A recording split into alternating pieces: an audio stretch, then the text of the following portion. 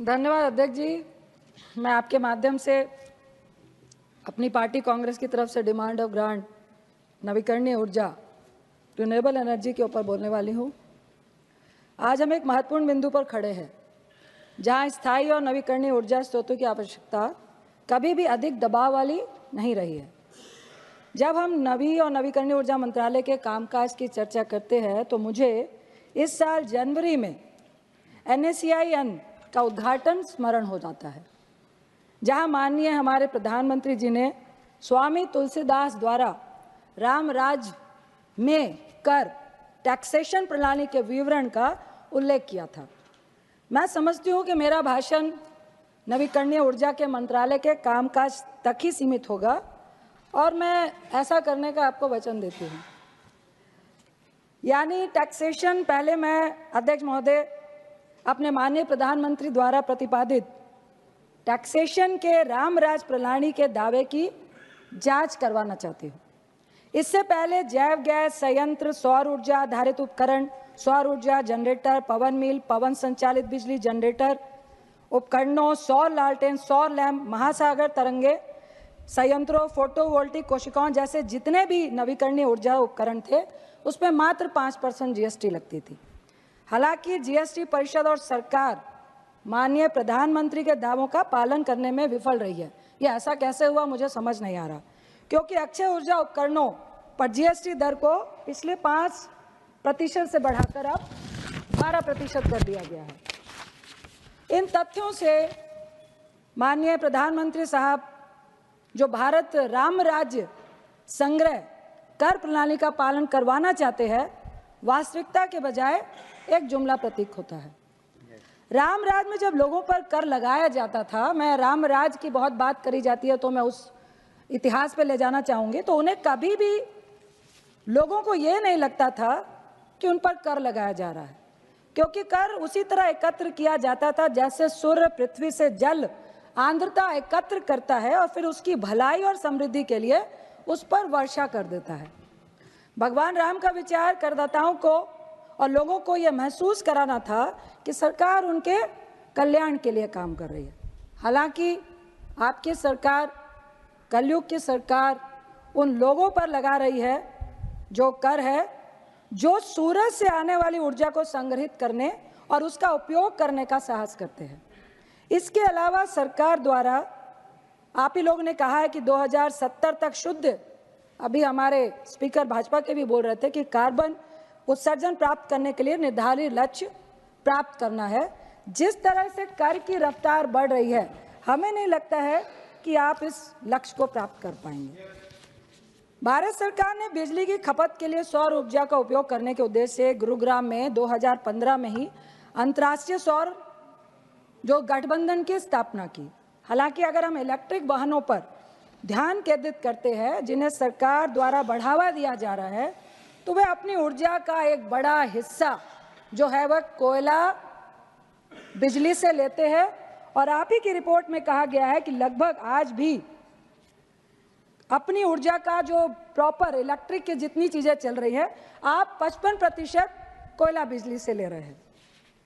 और दूसरी तरफ हम ग्रीन एनर्जी की बात कर रहे हैं।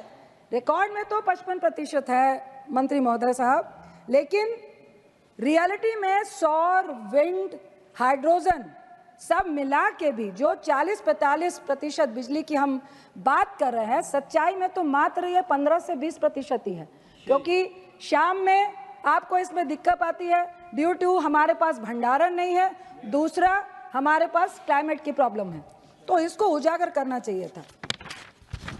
दूसरा, माननीय सभापति महोदय, यह आश्चर्य की बात है कि एनडीए सरकार पर्यावरण को बचाने के लिए आम जनता की वकालत करती है, लेकिन दूसरी तरफ जो सुनने में आया, जो ऑथेंटिकेशन में मैं लेके आई हूँ, माननीय प्रधानमंत्री मोदी साहब के विशेष सुरक्षा समूह SPG ने 3 विशेष बंतरबग्ध वाहनों के पंजीकरण की अवधि बढ़ाने के लिए NGT के समक्ष एक आवेदन दायर किया था, जिसको बाद में रिजेक्ट कर दिया गया। SPV के लिए NGT द्वारा आवेदन को खारिज कर दिया गया, लेकिन यह सरकार के असली रंग को दर्शाता है और मैं आपसे और अपने आप से तब से एक सवाल पूछ रही हूँ कि अगर माननीय प्रधानमंत्री इलेक्ट्रिक वाहन में सुरक्षित महसूस नहीं कर रहे हैं तो क्या हम ऐसे वाहनों को नागरिकों को सुरक्षित महसूस कराने की उम्मीद कर सकते हैं? तो ये दोहरीकरण किस लिए हो रहा है, ये दोहरापन किस लिए है? अब हम आते हैं बरकर विश्वविद्यालय में भारत ऊर्जा और जलवायु केंद्र के शोध के अनुसार भारत को 2027 तक शाम की बिजली कटौती का सामना करना पड़ सकता है। और इधर नवीकरण ऊर्जा की वृद्धि केवल आप सौर ऊर्जा पर ध्यान केंद्रित किया है, हाइड्रो और पवन ऊर्जा के बजट को भी इस बजट में आपने बहुत कम कर दिया गया। अब मैं आती हूँ पीएम सूर्य घर बिजली योजना, जो आपका टारगेट है लक्ष्य 10 मिलियन घरों तक बिजली पहुंचाना। विशेषज्ञ का संशय है कि जो लागत है स्टार्टिंग की, जो लगभग पूंजी 72,000 करोड़ रुपए है, जो औसतन आप 1.5 किलोवाट की क्षमता के लिए आप 52,000 करोड़ की लागत दिखा रहे हैं, जो मौजूदा सब्सिडी संरचना जो प्रारंभिक पूंजी लागत का लगभग 50% पूरा करता है। तो ये स्पष्ट नहीं है कि बाकी क्या उपभोक्ता व्यय करेंगे, जो आगे आपका जो 7% ब्याज है वो दिखा रहा है। हाथी के दांत दिखाने के कुछ और, खाने के कुछ और है। आपने लंबी लंबी बातें करी, करेंगे करेंगे करेंगे, लेकिन होगा कैसे इसका कोई भी उदाहरण यहाँ पर नहीं है। आप छत में सौर ऊर्जा मुफ्त, प्रधानमंत्री मुफ्त उपजा की बात करते हैं, जो 2022 का लक्ष्य से 40% कम है। मुफ्त बिजली का वादा आपने किया है, जिसपे आप सबसे ज़्यादा फोकस रूफटॉप प्रधानमंत्री मुफ्त योजना। आप मेरे को ये बता दीजिए कि लगभग 1 kg वॉट में आपको 50-60 हज़ार रुपये लग रहे हैं। 1.5 लाख में लगभग 78,000 पे आप सब्सिडी दे रहे हैं। लगभग 72 से 73 हज़ार पे जो उपभोक्ता है उसको 7% ब्याज, जो मार्केट ब्याज है, उस पे आप उनसे ब्याज ले रहे हैं। तो सबसे पहले तो ये मुफ्त योजना है क्या? ये तो मुफ्त योजना नहीं है। आप 7% उनसे ब्याज ले रहे हैं। दूसरा, फिर आप कह रहे हैं कि बिजली उत्पादन अगर ज्यादा हो रही है 300 यूनिट से, या 300 यूनिट भी आपकी नहीं लग रही है, तो आप डिस्कॉम को जमा करें। क्या डिस्कॉम, प्रधानमंत्री ने कहा कि उपभोक्ता को फायदा होगा, व्यापार होगा। अभी आपके स्पीकर भी कह रहे थे 15,000 का फायदा होगा। डिस्कॉम उपभोक्ता को क्या कैश पैसा दे रहा है? क्या नहीं दे रहा है ना, तो उसको फायदा किस तरह से हो रहा है? दूसरा, फिर से झूठ। डिस्कॉम ऊपर से डिस्कॉम का मीटरिंग का जो पैसा है वो लोगों को अलग से देना है। तो फिर यह जुमला नहीं तो क्या है? मेरे कुछ सवाल हैं। 16 सूर्यग्रह में बहुत सारी खामियां हैं, उसके लिए पहला सवाल है, सोलर पैनल महंगे हैं एक गरीब आदमी के लिए। मान लिया तब भी वो 1.5 लाख का पैनल लगवा भी लेता है, ये बहुत बारीक चीजें हैं। तो छत पर उसकी क्षति होने, चोरी होने पे क्या सरकार उसका बीमा देगी? क्योंकि अभी ये खर्च गरीब आदमी को भुगतना पड़ रहा है। उदाहरण के लिए कई चोरी की घटनाएं आई हैं। कल ही मेरी दोस्त के चाचा ने 2 लाख का सोलर पैनल छत पे लगाया था, वो बैटरी वाला था। 65,000 की बैटरी चोरी हो जाती है, क्या सरकार उसकी बैटरी वापस देगी क्या? दूसरा पॉइंट है, हमारे पास विभिन्न मानकों के सौर गुणवत्ता प्रणाली ऊर्जा है। कौन तय करेगा कि कौन अच्छा है और कौन खराब है? उसकी क्वालिटी कौन तय करेगा कि किनका बेहतर है? मानक कैसे आप सेट कर रहे हैं? आज की तारीख में हम पूरी तरह से सच्चाई में चीन को लाल आंख दिखाने की बात करते हैं। आप तो चीन पर ही निर्भर हैं। क्या ऐसी कोई रिपोर्ट है जिसमें इंस्टॉल करने की तकनीक जो भारत में है उसका उल्लेख है क्या? नहीं है। चौथा सवाल है, क्या सरकार ने ऐसी कोई सरकारी अनुमोदित agency OEM, original equipment manufacturer, स्थापित की है जो गरीबों और मिडिल क्लास को मुफ्त मरम्मत और रख रखाव का भरोसा कम से कम पहले 4-5 साल तक दे सके? कोई ऑथेंटिकेशन नहीं है। एक मैं सलाह देना चाहती हूँ कि क्या आप कह रहे हैं कि अगर ज़्यादा बिजली किसान ने ली तो उसको आप डिस्कॉम में दे, क्यों नहीं पंचायती राज को पंचायत की जमीन पे पंचायती राज के लोग सोलर पैनल लगाएं और जो ज्यादा बिजली होती है डिस्कॉम और सरकार उनसे खरीदे। उपभोक्ता क्यों सरकार को देने जाए? उससे पंचायत को फायदा होगा, उनको कैश मिलेगा। वास्तविकता यह है कि सूर्य घर बिजली योजना एक लॉलीपॉप है जो वास्तविकता को छुपाती है। यह आम भारतीयों के लिए व्यवहारिक नहीं है क्योंकि 7% ब्याज के साथ साथ मीटरिंग डिस्कॉम शुल्क भी जारी आप रख रहे हैं।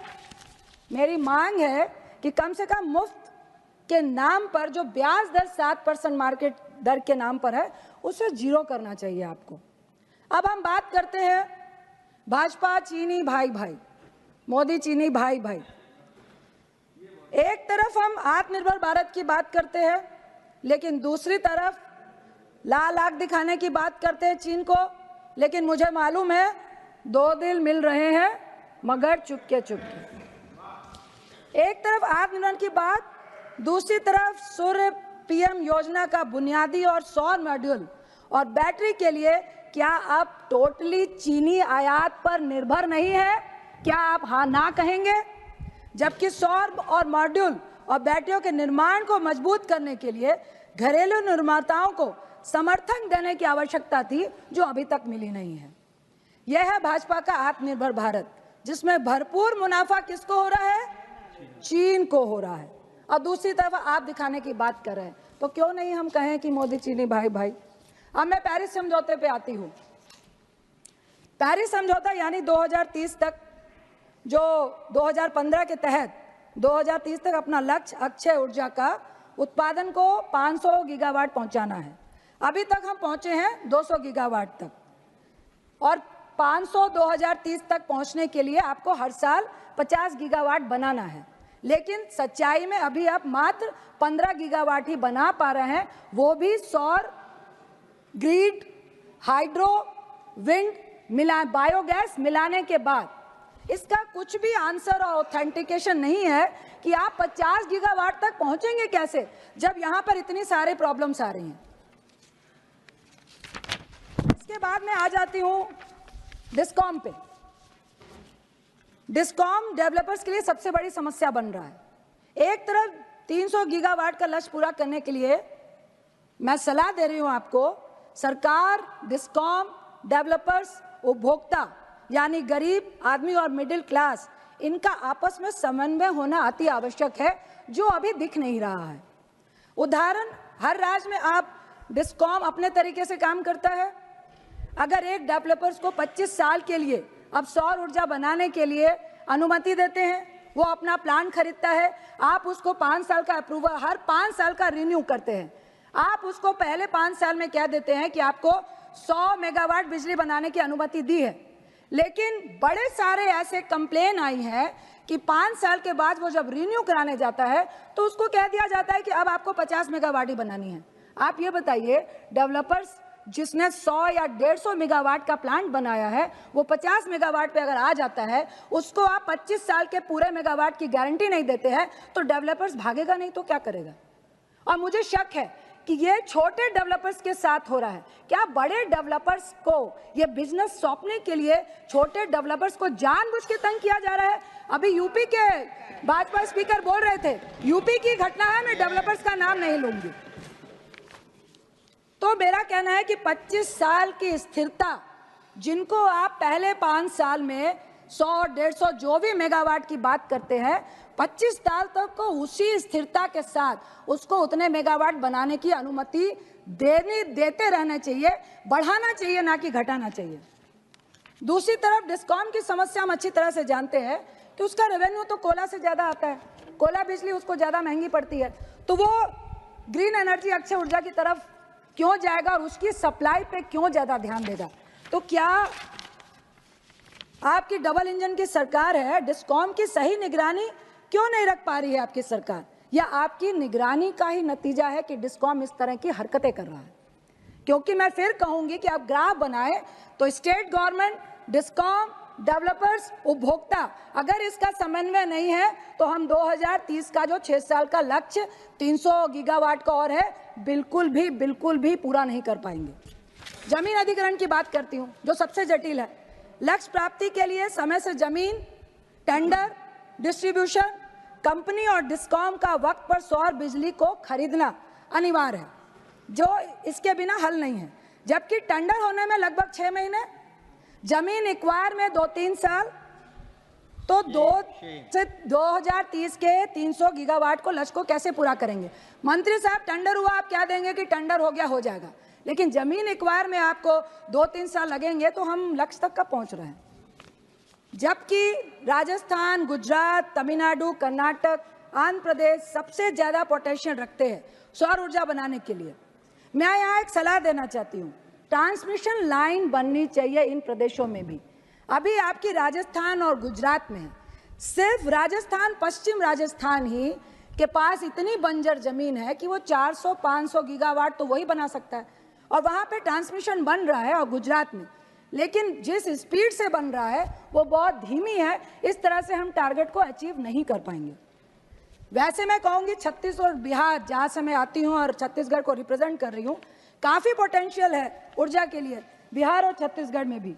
सौर डेवलपर्स को वहाँ पे भी बढ़ाना देना चाहिए। आपने छत्तीसगढ़ में तो थोड़ा बहुत किया है, लेकिन बिहार में बिल्कुल नहीं कर रहे। अब मैं आती हूँ पीएम कुसुम योजना पे, जो डायरेक्टर साहब भी बोल रहे थे। कहने को ये किसान ऊर्जा सुरक्षा उत्थान महाअभियान है, महाअभियान है। सच्चाई क्या है? दिखाया पहाड़, निकली चुहिया। लक्ष्य क्या था 2019 का? 10,000 मेगावाट, जिसमें से पूरा क्या हुआ? 2.56, यानी कि 3% से भी नीचे। 14 लाख और पंप के लक्ष्य, 14 लाख पंप के लक्ष्य थे, और स्थापित कितने हुए? 7.12 लाख, जिसमें 52% सिर्फ 3 स्टेट में है, राजस्थान, छत्तीसगढ़, महाराष्ट्र। बिहार क्यों नहीं? झारखंड क्यों नहीं? मध्य प्रदेश क्यों नहीं? यूपी क्यों नहीं? कृषि पंप 35 लाख को आपको सोलराइज करना था, लेकिन अभी तक किया कितना है? 13,562, और इनमें भी जीएसटी लग रही है। इस तरह से हम लक्ष्य को प्राप्त करेंगे? एक बार फिर आप किसान को धोखा दे रहे हैं, आपसे बड़ी बड़ी बातें कर रहे हैं।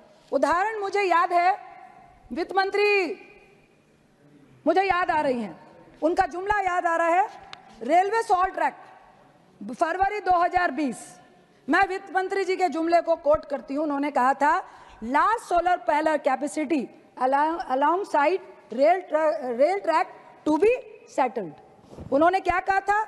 51,000 हेक्टेयर जमीन जो बिना उपयोग के रेलवे की जमीन, रेलवे ट्रैक के साइड में होता है, वहां कम से कम कितना? 10 गीगावाट क्लीन ऊर्जा उत्पन्न करने की क्षमता रखते हैं। कहाँ गया वो प्रोजेक्ट? क्या रिप्लाई करेंगे क्या कि 10 छोड़िए, 2 गीगावाट भी रेलवे ट्रैक के आसपास बना है क्या? ये जुमला नहीं है तो क्या है? इसके साथ पवन ऊर्जा, जिसको आपने आज गायब कर दिया है इस बजट से। माना कि पवन ऊर्जा सौर ऊर्जा से महंगी है, पर इसमें मात्र 2-3 प्लेयरों की मोनोपोली है। क्यों है? क्यों महंगी है? अगर आप प्लेयरों की कंपटीशन बढ़ाएंगे, उनकी मोनोपोली कम होगी, तो नेचुरली है कि पवन ऊर्जा भी सस्ती होगी। क्या यहाँ पे भी कोई सरकार का षड्यंत्र है क्या? साथ में मैं डाटा सेंटर की बात करती हूँ, आपको सलाह दे रही हूँ कि डाटा सेंटर बहुत बड़ा उभरता हुआ सेक्टर है। दुनिया की बड़ी बड़ी कंपनियां, अमेजॉन, सॉफ्टवेयर, माइक्रोसॉफ्ट सब जुड़ी हुई है। वह भी चाहती हैं कि ग्रीन एनर्जी से जुड़ा जाए, लेकिन ऐसा हो नहीं पा रहा। हालांकि आपके ministry of information and broadcasting ने डेटा सेंटर के लिए नीति बनाई है, लेकिन मिनिस्ट्री ऑफ रिन्यूएबल एनर्जी ने कोई भी पॉलिसी नहीं बनाई है। तो क्या सिर्फ आपका जो इवेंट मैनेजमेंट है उससे काम होगा? आप अपना आरपीओ ठीक क्यों नहीं करते हैं? ई वाहन पे आती हूँ, जिसकी बात अभी क्वेश्चन आवर में भी चल रही थी। अक्षय ऊर्जा का विषय है, जिसमें हम वातावरण को स्वच्छ करने के लिए यह सारे प्रयास कर रहे हैं। हमें इलेक्ट्रॉनिक अवशेष उत्पादन और उपचार के बारे में उल्लेख करना अनिवार्य हो जाता है। नवंबर 2023 में एक आरटीआई के जवाब में केंद्रीय प्रदूषण नियंत्रण बोर्ड द्वारा दी गई जानकारी के अनुसार 2021-22 में देश में लगभग 16,01,155 मीट्रिक टन से अधिक इलेक्ट्रॉनिक कचरे का उत्पादन हुआ है, और सरकार ई कचरा प्रबंधन नियमों को पूरा करने में विफल रही है। विभिन्न आईआईटी के शोध के अनुसार ई कचरे में Misa, cadmium, chromium, brominate, flame, पॉलीक्लोरिनेटेड बाइफेनाइल जैसे जहरीले पदार्थ होते हैं, जो लैंडफिल में ई कचरा मिट्टी और जलाशयों को दूषित करते हैं, और साथ ही खाद्य आपूर्ति प्रणाली और जल स्रोतों को खतरे में डालते हैं। इसके बारे में रिन्यूएबल एनर्जी क्या कर रही है, और ये ऑथेंटिक कोर्ट का मेरे पास ऑथेंटिकेशन है। एक तरफ देश की अनिश्चित स्थिति को ध्यान में रखते हुए एनजीटी को हमारे प्रधानमंत्री के नेतृत्व में देश के इलेक्ट्रॉनिक कचरे के ज्ञानपूर्ण चरण के मुद्दे क्या संज्ञान लेना पड़ा, लेकिन हमारे प्रधानमंत्री सेल्फी लेने में खुश हैं। अंत में कंक्लूड कर रही हूं कि हमारी मांग है कि सरकार से अनुरोध करती हूं कि अच्छे ऊर्जा उपकरणों को जीएसटी के दायरे से छूट दी जानी चाहिए ताकि लोगों को सौर ऊर्जा के लिए प्रोत्साहित किया जाए। माननीय प्रधानमंत्री द्वारा साथ ही जो दावे की पुष्टि की जा सके कि सरकार का जो कर संग्रह है वो राम राज्य प्रणाली का पालन करती है। अध्यक्ष महोदय, सरकार को यह स्वीकार करना होगा कि अक्षय ऊर्जा के भंडारण की समस्या है और वो सब कुछ गरीब लोगों पर आप नहीं छोड़ सकते कि आपको बस डिस्कॉम को जमा करना है और डिस्कॉम सप्लाई नहीं करेगा, बल्कि उसे अक्षय ऊर्जा की स्थापना, भंडारण, चैनलाइजेशन में सक्रिय भूमिका जो है निभानी पड़ेगी। और इससे ही अक्षय ऊर्जा में आप रोजगार की बात करते हैं, अभी तक ऐसा कोई रोजगार उत्पन्न अक्षय ऊर्जा ने किया नहीं है। इससे रोजगार पैदा होगा जब उसको चैनलाइजेशन करेंगे और भंडारण करेंगे। और मैं ये भी बताना चाहती हूँ कि 300 गीगावाट 2030 बजट की लागत कितनी आ रही है, लगभग मेरा जो अनुमान है 12 से 13 लाख करोड़। इसका स्रोत क्या है, कहाँ से लेकर आएंगे, क्या यह सही है कि नहीं, 2030 तक कितनी लागत लगने वाली है। मुझे उम्मीद है कि भारतीय माननीय प्रधानमंत्री और उनका मंत्रिपरिषद मौजूदा अक्षय ऊर्जा में आ रही समस्याओं का हल करेगा, ना कि समस्याओं को पैदा करने का काम करेगा। मैं आपको आश्वस्त करती हूँ अपने पार्टी की तरफ से, हमारे एलओपी माननीय खड़गे साहब, हमारी मैडम सोनिया गांधी जी, हमारे लोकसभा के एलओपी राहुल गांधी जी, जो सत्य के प्रतीक और न्याय के समर्थक है, सरकार को लोगों के कल्याण के लिए काम करने पर हम हर संभव सहायता का वादा करते हैं। मैं माननीय मंत्री जी से अंत में एक रिक्वेस्ट करना चाहूँगी। बहुत बातें हो रही है कि रिन्यूएबल एनर्जी में बहुत सारा रोजगार मिलेगा, पर जितना खोजा मैंने मुझे कहीं भी रोजगार उत्पन्न होता हुआ दिखा नहीं। मैं आज से रिक्वेस्ट करती हूँ, कम से कम नवीकरण ऊर्जा मंत्री से अनुरोध है कि मंत्रालय और उसके तहत काम करने वाले उपक्रमों के तहत महिलाओं को कम से कम 33% जो आरक्षण है, आप अपनी मिनिस्ट्री में ही उचित कदम उठा दीजिए। और साथ में मुझे उम्मीद है कि अक्षय ऊर्जा क्षेत्र, एक बात को जरूर ध्यान में दीजिएगा, मुझे उम्मीद है मंत्री साहब कि अक्षय ऊर्जा भारत के हाथ में रहेगा, अक्षय ऊर्जा भारत के हाथ में रहेगा, भारत के जेन्युइन लोगों के हाथ में रहेगा, छोटे डेवलपर्स को भी मौका मिलेगा। इससे आप दोबारा से A1, A2 जैसे निजी कारोबारियों को संभालने की पेशकश नहीं करेंगे। इसकी मैं उम्मीद रखना चाहती हूँ। आपका बहुत बहुत धन्यवाद कि आपने इतना वक्त दिया।